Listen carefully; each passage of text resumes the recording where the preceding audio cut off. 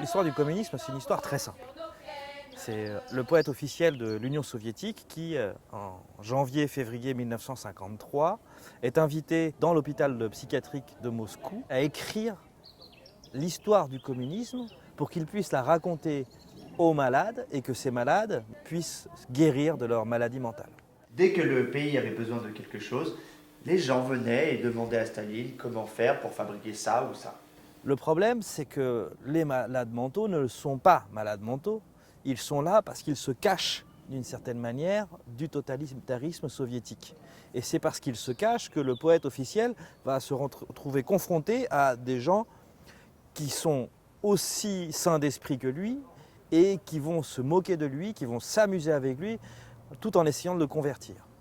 Allez, camarade Ribbentrop-Molotov, dis encore Ribbentrop-Molotov, Ribbentrop-Molotov.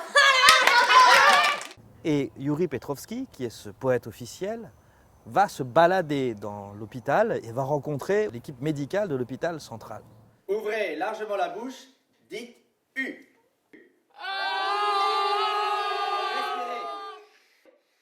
Camarade Yuri Petrovski, j'aimerais vous poser une question. Avez-vous fait la guerre? Oui, Où ça? à Stalingrad.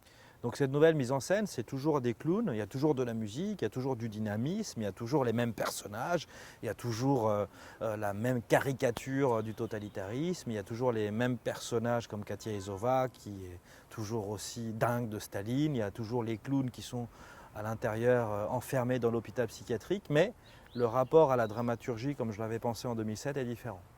Aujourd'hui, on est entre la bouffonnerie, le clown et le sérieux. Nom de Dieu, c'est lui! Non, c'est con. Les comédiens sont plus dynamiques de ceux que j'avais avant.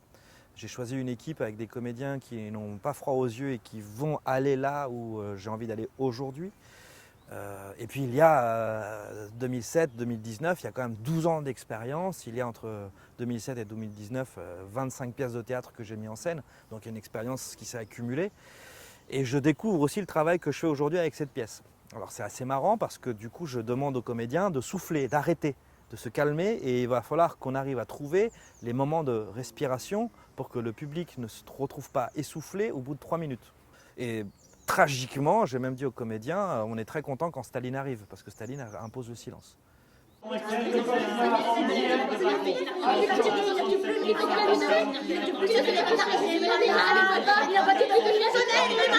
y aurait